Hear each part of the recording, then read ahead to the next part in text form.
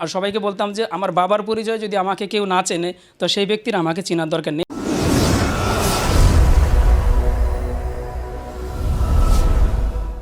এক মাস যেতে পারলো না, কোম্পানিতে একটা ক্রাইসিস চলে আসলো যে কোম্পানির কাজ নেই, ওয়ার্কারের স্যালারি একেবারেই লো আসতেছিল।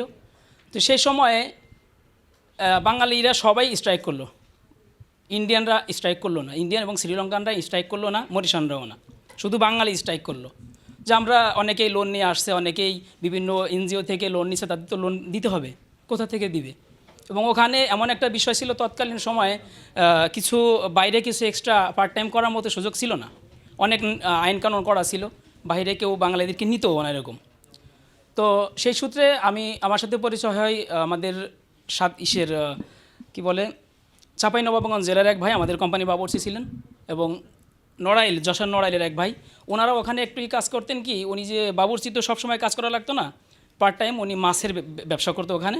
তো এই ব্যবসাটা শুধু ছিল যে শনি এবং রবিবার 2 দিন, যে 2 দিন বাংলাদেশিদের ছুটি থাকতো দেশের। তো ওনাদের সাথে আমিও ইনভলভ হয়ে গেলাম যে একটা কিছু করব, জিদ করলাম। তো যখন শুরু করলাম এর ভিতরে ওই স্ট্রাইকও চলতে থাকলো। তো 230 জন বাংলাদেশিকে তখন পাঠিয়ে দিল বাংলাদেশে। তো আমি ওই সাথে একেবারে সব লাগেজ টাগেজ করে রাখছি, বাড়িতে ফোন দিছি, আমার বড় ভাইকে বললাম যে, উনি বললো যে ঠিক আছে কী করার আমি গাড়ি রেডি করি, কখন আসবা খালি বলবা ফ্লাইট হলে।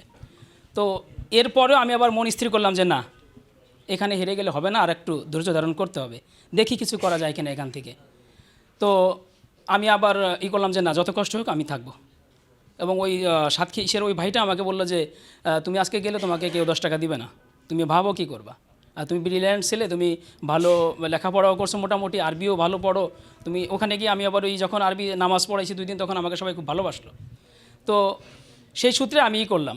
তো আমার যে ফ্যাক্টরির ম্যানেজার ছিলেন উনি আমাকে খুব সহজেই কেমন যেন একটা আপন করে নিলেন, আমাকে একটু ভালো পোস্টে নিবেন এবং একটা আশা ওনার, এবং উনি আমাকে সিগন্যালও দিলেন যে তোমাকে এরকম একটা জায়গায় নিয়ে আসবো।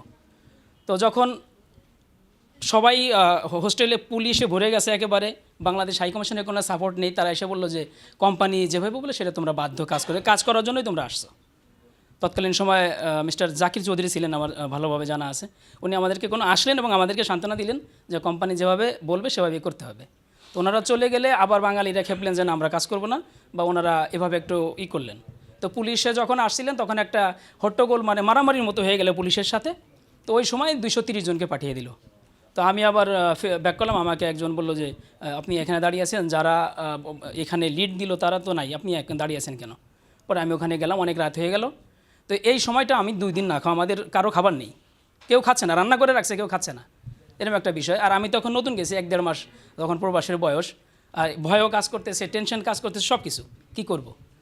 তো রাত্রে যখন গেলাম ওখানে যাওয়ার পরে আমাদেরকে 2টা ভাগে বিভক্ত করা হলো, যারা কোম্পানিতে কাজ করতে ইচ্ছুক ওনাদের সাথে তাদেরকে আলাদা করা হলো, এবং যারা করবে না তাদেরকে আলাদা করা হলো। তো যারা করবে না তাদের মধ্যে কিছু ব্যক্তিকে সত্যিকার অর্থে টর্চারও করা হয়েছিল, যাদের বাংলাদেশ এয়ারপোর্ট থেকে সরাসরি অ্যাম্বুলেন্সে করে হসপিটালে আনা লাগছিল, এরকম একটা সিচুয়েশন ছিল তখন। তো দুঃখজনক যে ওই সময় আমাদের হাইকমিশনের কোনো সাপোর্ট আমাদের সাথে ছিল না। তো তারপরে আমি জিদ করলাম, এবং ওই যে সেই মাছের যে ব্যবসাটা ওটার সাথে আমি ইনভলভ হয়ে গেলাম।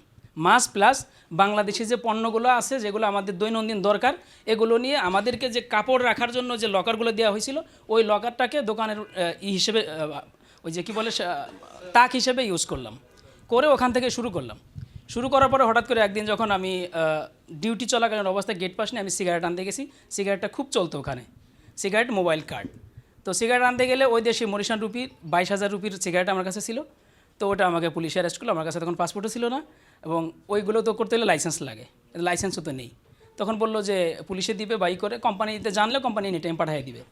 তখন আমি আরও 20,000 রুপি জরিমানা দিলাম, দিয়ে ওদের কাছ থেকে চলে আসলাম, থানা কোর্ট পর্যন্ত যাওয়া লাগলো না। তো তারপরেও থেমে থাকিনি, ওইভাবে শুরু করলাম, ওইখানে মাছ মাংস এগুলো নিয়ে কাজ করতাম সাপ্তাহিক 2 দিন, এবং প্রতিদিন ওইগুলো করলাম। তো এক পর্যায়ে এসে আর যখন আমাকে একটু পদোন্নতি দিল এবং ভালো কিছু স্যালারি আসলো, হঠাৎ করে এই পরে আবার ট্রাই করলাম। একদিন ওই ডিসেম্বরে আমাদের ওখানে যেমন বাংলাদেশে ঈদের সময় হয়, তো ডিসেম্বরে আমাদের ওখানে অনেক সময় পার্টি হয়। তো একদিন পার্টিতে আমি বিরিয়ানি রান্না করলাম, আর আমার বসেরা খেয়ে খুব প্রশংসা করলো, এবং আমাকে বললো যে আমরা যদি রেস্টুরেন্ট করি তুমি আমাদের সাথে থাকবে? তো আমি ওনার সাথে করলাম যে হ্যাঁ আমি থাকবো। তো রেস্টুরেন্ট করলাম, আমিও ইনভেস্ট করলাম, উনিও ইনভেস্ট করলো। করার পরে 7 মাস চলে গেল, আমরা লাইসেন্স নিতে পারলাম না, ওরকম কিছু জানতাম না তৎকালীন সময়। তো 7 মাস পরে যখন লাইসেন্স নিতে পারলাম না, শাটার বন্ধ করে তো আর ব্যবসা করা যায় না। আর বেশিরভাগই সেল আমরা করতাম বাঙালিদের কাছে, বিভিন্ন হোস্টেলে ডেলিভারি দিতাম, আর ম্যাক্সিমাম সময় বাকি, কারণ সবাই খাবে মাস ভরে, মাস শেষে টাকা দিবে, আর মাস শেষে আমাকে খাতা নিয়ে নিয়ে সবার কাছে যেতে হবে, এরকম একটা বিষয়। তো এক সময় বিরক্তিবোধ হলো যে না, আমার পকেট খালি হয়ে গেছে, এখন সব মানুষের কাছে টাকা। আমি বাড়ি, আর একটা বিষয় যে আমার সাপোর্ট ছিল, পরিবার থেকে কেউ টাকা চাইতো না, আমার কাছে ছিল, বিদায় চালাইতে পারছি। তো ওই সময় অনেকটা টাকা গেল, এবং যখন কোম্পানি থেকে আরেকবার শ্রীলঙ্কান রেজিস্টার করে চলে গেল, শ্রীলঙ্কানদের কাছে প্রায় আমার বাংলাদেশি টাকা প্রায় 1.5 লক্ষ টাকা বাকি দেওয়া ছিল, মোবাইল, কার্ড, সিগারেট ইত্যাদি যে সফট ড্রিঙ্কসগুলো, এগুলো ওরা খাইতে বেশি। তো এই টাকাগুলো ওরা নিয়ে, হঠাৎ আমরা ডিউটিতে গেছি, শুনি যে ওরা বললো যে ওরা স্ট্রাইক করছে, আমরা রাতে গিয়ে ওদের কাছে যাব। রাতে গিয়ে দেখি যে কেউ নেই, ওদের সবারই ফ্লাইট হয়ে গেছে, আমার সব টাকা ওখানে গেল। তো ওখানে বাড়ি খাওয়ার পরে যারা আমার সাথে যে ছিল, উনি একদিন আমাকে বললো যে দেখো, আমাদের তো এত বড় লস হয়ে গেল, তো তুমি এটা নাও, আমি এটা নেব না। তো আমি চিন্তা করলাম যে ওনার হাত ধরে এটা আসছে, তো আমি ওনার সাথে বেইমানি কীভাবে করি। আমি বললাম যে ঠিক আছে, আমি যে কয় টাকা পাই আমাকে দিয়ে দেন, আপনাকে আমি দিয়ে দিলাম, যেহেতু আপনি এটা শুরু করছিলেন, আর আপনার জন্যই আমি এখন এখানে আসি। তো এভাবে করে লাস্ট আমি কী করলাম, ওই রেস্টুরেন্টটাকে আমি বন্ধ করে দিইনি, ওটা বন্ধ করে না দিয়ে আমার বসের টাকা আমি বসেকে দিয়ে দিলাম, যে তোর টাকা তুই নিয়ে যা। আমি আমার সাথে বরিশালে 2টা ছেলে ছিল, ওদেরকে আমার শেফ হিসেবে কাজে লাগালাম, একজনকে হালিম করার জন্য আর একজনকে বিরিয়ানি করার জন্য আমার শেফ হিসেবে কাজে লাগানোর পরে তো এক সময় ওই বরিশালের ওই ছেলেটা আমাকে বললো যে আমি এই কাজ করতে পারবো না। তো আমি নিজেই করলাম। তখন আমি ওই দোকানটা ছেড়ে দিলাম, যে ভাড়া দিয়ে আমার পোষাবে না। আমি একটা বাসা নিচে আলাদা নিয়ে, ওই বাসাতে আমি নিজে রান্না করে আমার গ্রামের পাশের গ্রামে একটা ছেলে ছিল, ওকে নিয়েই আমি শুরু করি। তো এভাবে করতে গেলে সত্যিকার অর্থে আমি বলি, আজকে যে আমার একটা প্রতিষ্ঠান আছে মিনা ফ্যাশন শুজ, এটা শুধু আমার ওই সময়ের কষ্টের টাকা দিয়ে তৈরি করা, অন্য কোনো কোম্পানির 1 টাকা আমার এখানে আসে নাই। তো ওই সময় করলাম, করতে করতে আমি এই শোরুমটা যখন দাঁড় করলাম, তখন আমি রাত নাই দিন আমি করতামই, ডিউটি শেষ বের হয়ে যেতাম বাজার করার জন্য, রান্না করতে হবে, আবার ডেলিভারি করতে হবে, 2-3 জায়গা ডেলিভারি করা এইভাবে। তো করানোর পরে একদিন আমার ওই লোক ছিল না, আমি আনতেছিলাম গাড়িতে, তো ওই হালিম এখান থেকে পরে পুরো এটা একবারে চামড়া উঠে গেল, একবারে পুরো পায়ে এখানে 3/4 শর্ট প্যান্ট পরা ছিল, উঠে গেল। তো আমি কাউকে বলি নেই, কারণ এর কিছুদিন আগে আমার ফুটবল খেলে পাও ভেঙে গেলে 2 মাস ঘরে থাকি, আমার সব ব্যবসা এবং আমার কাজ সব বন্ধ থাকে। তো 2 মাস পরে যখন আবার এটা স্টার্ট করি, তখনই আমার এই হাতে এটা হয়। এবং আমি তখন কি করছি, ফুল হাতা শার্ট, আমি কখনো শার্ট পরি না, বাট শার্ট ফুল হাতা কিনে আমি ফুল হাতা শার্ট দিয়ে ব্যান্ডেজ করে এভাবে আমি কাজ করছি। তো একদিন রাতে আমি যখন বাসায় গেছি, তো আমি এভাবে মাথার উপরে হাত মারে, যখন এখানে ক্ষত আছে, লাগতে পারে, তো এভাবে যখন মাথার উপরে দিয়ে আমার মামি আমাকে ফোন করছে, ভিডিও কল দিছে। তো আমি হাতটা সরাই ফেলছি, তারপরে আমার মামি দেখে ফেলছে যে আমার এখানে সাদা। তো উনি জিজ্ঞেস করছে কী হয়েছে, পরে আমি দেখানোর পরে উনি আমার ভাইকে অনেক রাগারাগি করছে যে ও সবার ছোটো, তোমরা ওকে প্রেশার দাও, না হয় ও কেমনি এটা করে ওখানে গিয়ে। তো ওই সময় আমার ভাই আমাকে অনেক কান্নাকাটি করলো, যেহেতু আমি সবার ছোটো। তো আমার ভাই কসম দিল যে না, তুমি এটা আর করবা না, তোমার কাছে 1 টাকা আমাদের প্রয়োজন নাই, তুমি এটা আর করবা না, যে কাজ তোমার যে কোম্পানিতে যে কাজ এটা করো, আর না ভালো লাগলে চলে আসো, তারপরে তুমি এটা করো না। কিন্তু আমি মনে করছি সবসময় যে আমি আমার জন্য কিছু করব, বা আমি কিছু একটা করব। তবে সবচেয়ে বড় বিষয়, আমি ছোটোবেলা থেকে আমার বাবাকে দেখছি মানবিক কাজ করার জন্য, সেই ক্ষেত্রে মানবিকতার সাথে আমি ওখানে ছিলাম, বিভিন্ন মানবিক সংগঠনের সাথেও ছিলাম। সেই ক্ষেত্রে আমি সবসময় চিন্তা করছি যে না, আমি কিছু করব, যাতে আমার কাছে যদি কিছু না থাকে আমি মানবিক কাজ কীভাবে করব। তো যাই হোক, এভাবে করেই আমি আমার ওই মিনা ফ্যাশন শুজটা ওটা করছি।